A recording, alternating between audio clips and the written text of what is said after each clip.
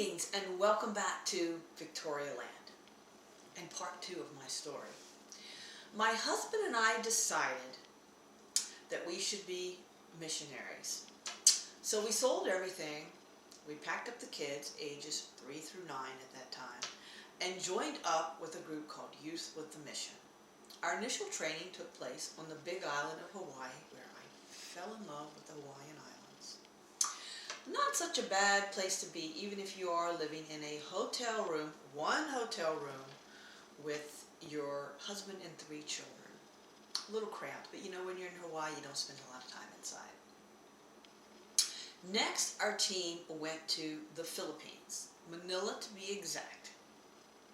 This is not so nice, even if you did have more space. The air was so polluted that when you blew your nose, it was black. When you scratched your skin, it was black under your nails. The rivers were so polluted that they stank. I mean, even the people who lived there walked around with handkerchiefs over their nose.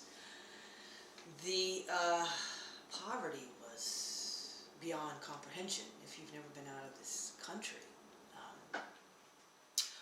Our compound that we were living in was actually across the street from a university, and as universities seem to have a habit of protest from time to time, there was a bomb that actually went off across the street one night.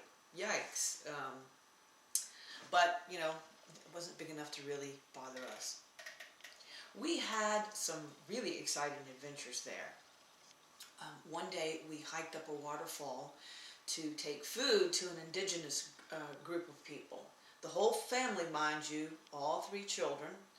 The 3-year-old, the youngest, was obviously on Dad's back for a lot of the hike up. And when we got there, we ate with the tribe, and we ate off of banana leaves and drank water, I believe, out of hollowed out bamboo stems.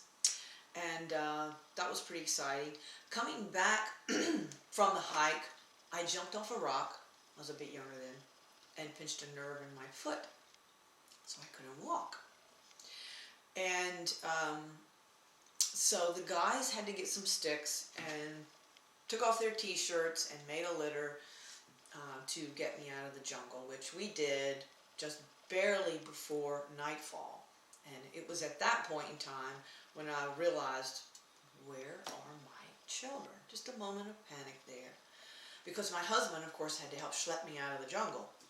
But of course we were a team. There was another couple that had taken care of the children. Everyone was fine.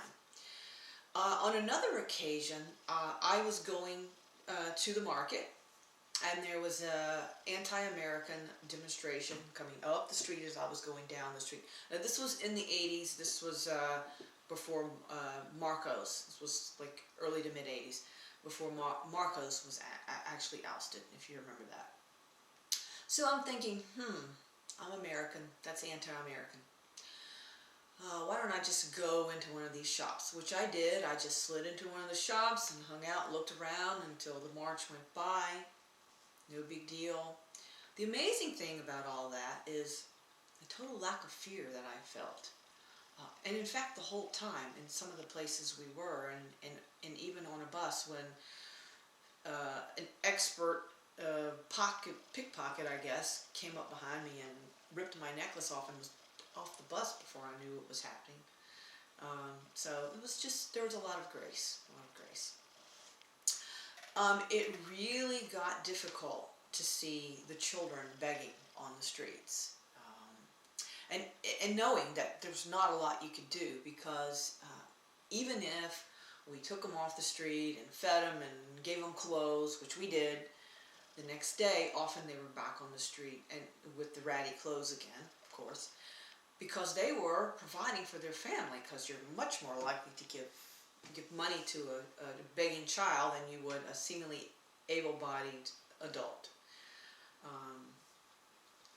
Another adventure that we did have with our team, as we were stationed in the Philippines, part of us went to Hong Kong, and yes, our 3 children went along on this too, to partner with a church there to smuggle Bibles and other religious materials into the underground. It was the underground Christian church in China. Now this was really exciting. It sounds dangerous, but it really wasn't. Not for us anyway.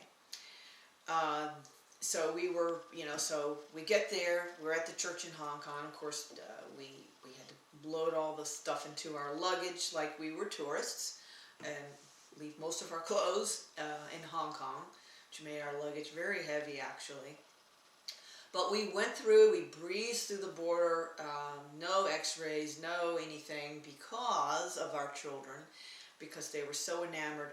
Our children were not blonde, but light haired. The youngest one was kind of blonde, but they were just so enamored with our children, and it was a piece of cake. The delivery of the Bibles was very clandestine and exciting for me, and I thought, oh wow, it could be fun being a spy. But of course, I did not pursue that career. After our drop-off of the Bibles, we had religious flyers that we went out and gave out on the street, and it was just our family doing this at one point. And an entire busload of people. The bus stopped, and the people got off, and the bus waited while they came to get what we were giving out. I was just so amazed. My son, who was 6 at the time, had the backpack with the flyers in it, and at some point what we had in our hands gave out, and so the people realized the source of the flyers and came thronging around him, and I'm thinking, oh, this is not good. So I did grab him, I got him out of there. We gave out every single flyer in the backpack, and all was well. Oh, the nastiest place I have ever been. The train station bathroom in China. Actually, it was just a hole in the ground with a lot of feces on it. It was truly, truly disgusting. But when you gotta go, you gotta go. Let's just say I am very grateful to live in this country, and there are still some days where, because I like to go around during the day and say things I'm grateful for, that I say I'm grateful for toilet paper, really. So our family had plans to stay in the Philippines as missionaries.